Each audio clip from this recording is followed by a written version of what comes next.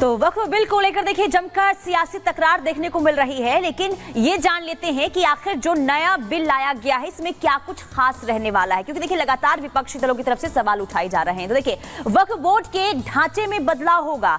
ये 40 से ज्यादा संशोधन जो है इस बिल में किए गए हैं। वक्फ बोर्ड में महिलाएं शामिल होंगी जो पहले नहीं थी, 2 महिलाओं को शामिल किया जाएगा। विवादित प्रॉपर्टी का वेरिफिकेशन होगा। सबसे अहम, पहले वेरिफिकेशन नहीं होता था, डीएम के पास संपत्तियों का रजिस्ट्रेशन होगा, यानी कि डीएम को जिम्मेदारी दी गई है कि जांच पड़ताल की जाए। इसके बाद यह तय किया जाए कि संपत्ति वक्फ की है या फिर सरकारी की है। वक्फ के पैसे वेलफेयर स्कीम पर खर्च होंगे, ये भी इस बिल में जो है शामिल किया गया। देखिए बिल को लेकर सियासी घमासान है, लेकिन सरकार का ये कहना है कि अल्पसंख्यकों के उद्धार के लिए ये बिल जो है इसमें बदलाव किया गया है। लेकिन ये पहली दफा नहीं है जब बिल में बदलाव किया गया, इससे पहले भी बदलाव हुआ है। कब बदलाव हुआ ये जान लेते हैं। देखिए वक्फ बोर्ड का गठन 1994 में होता है और इसके बाद जवाहरलाल नेहरू ने ये बिल जो है बनाया था। 54 में, माफी चाहूंगी, 54 में हुआ था और जवाहरलाल नेहरू ने ये बनाया था, यानी कि उनकी सरकार में ये बिल जो है लाया गया था। नरसिम्हा राव ने संशोधन किया था इस बिल को, 1995 में संशोधन हुआ था इस बिल का। और मनमोहन सरकार ने वक्फ बोर्ड की शक्ति बढ़ाई थी 2023 में,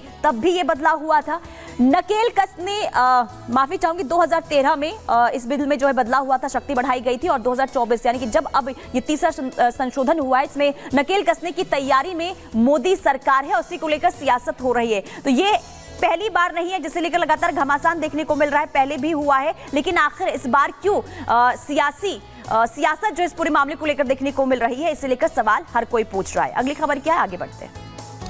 देखिए अगली बड़ी जो खबर आपको बता रहे हैं वो भी इसी से जुड़ी हुई है। वैसे तो एआईएम अध्यक्ष दावा करते नहीं थकते कि वो देश में अल्पसंख्यकों के सबसे बड़े नेता हैं, लेकिन उनके दावे में कितना दम है ये कल वक्फ संशोधन विधेयक पर उनका रुख देखकर सामने आ गया।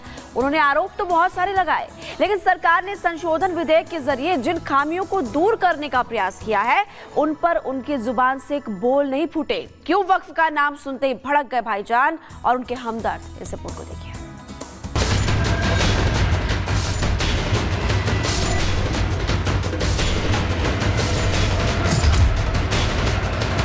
मुस्लिम के साथ में यह अन्याय क्यों है? आप दुश्मन हैं मुसलमानों के, उसका सबूत ये बिल है।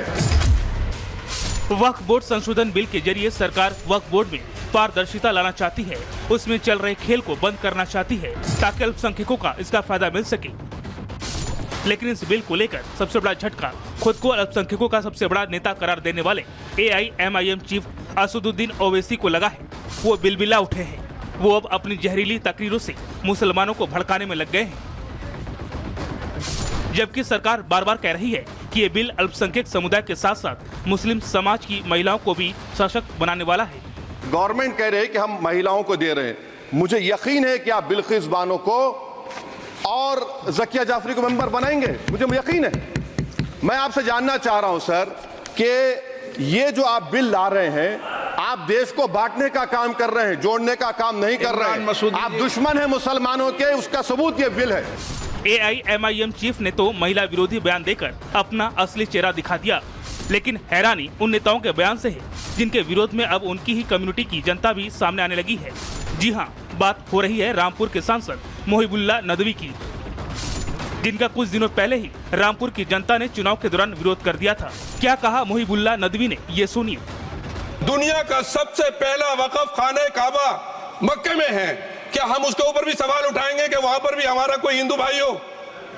हम अपने वकार को, अपनी इज्जत को, अपने मुल्क की, अपने शान को, अपने संविधान को खुद अपने पैरों तले रौंद रहे हैं। और वक़फ़ एक मुसलमानों का मजहबी अमल है, एक मजहबी फरीजा है। इससे उनको महरूम कॉन्स्टिट्यूशन के जरिए से भी कोई ताकत नहीं कर सकती। सिर्फ मुस्लिम है इसलिए बिल का विरोध करना और बात है, लेकिन हैरानी ये है कि एक तरफ सरकार वक्फ संशोधन बिल के तमाम फायदे गिनवा रही है, लेकिन सिर्फ बीजेपी विरोध में सारे मुस्लिम नेता तमाम फायदे जानकर भी सच से मुंह चुरा रहे हैं। कांग्रेस सांसद इमरान मसूद का भी यही हाल है। उन्होंने भी बिल को संविधान विरोधी करार दे दिया।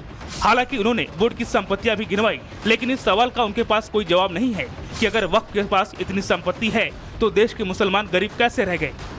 हम लोग संविधान की कसम खा करके यहाँ आए और इस संविधान की धज्जियां इस विधेयक के अंदर उड़ाने का काम किया जा रहा है।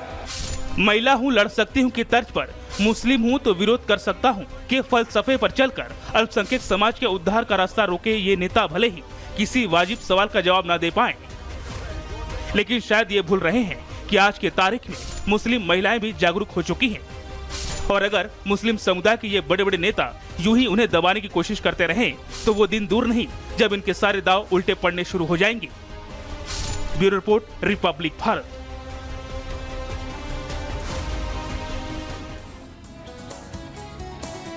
तो देखिए, लगातार हम आपको ये बता रहे हैं कि आखिर इस बिल को लेकर सियासत हो रही है, लेकिन सवाल ये कि आखिर भाईजान इस बिल को लेकर भड़क क्यों गए हैं, ये भी ग्राफिक्स के जरिए समझ लेते हैं। देखिए, लगातार इसे लेकर सवाल उठाए जा रहे हैं, सवाल क्यों हो रहे हैं। देखिए, वक्फ बोर्ड के पास अकूत संपत्ति है और संपत्ति कितनी है ये भी हम आपको समझाते हैं।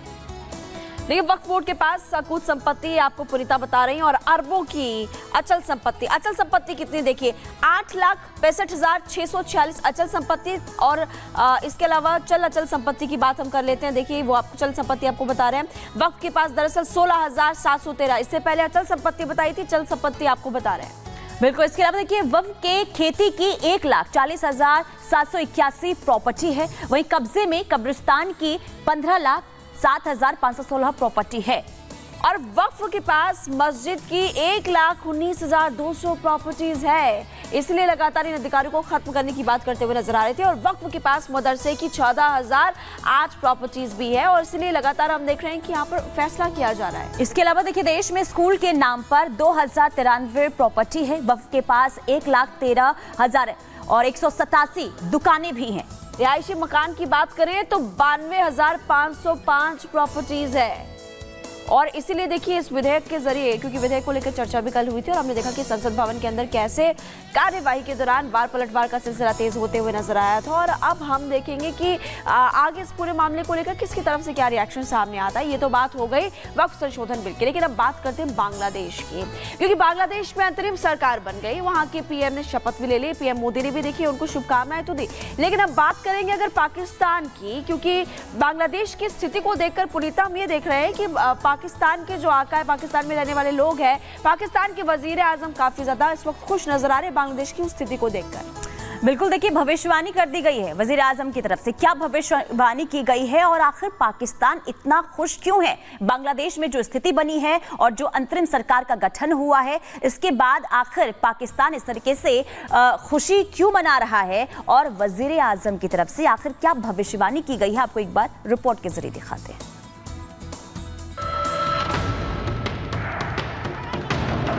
तमाम जो अपोजिशन है ना, वो उनको बिल्कुल ही सामने आने दे रहे थे, ना उनके कोई जल से जुलूस।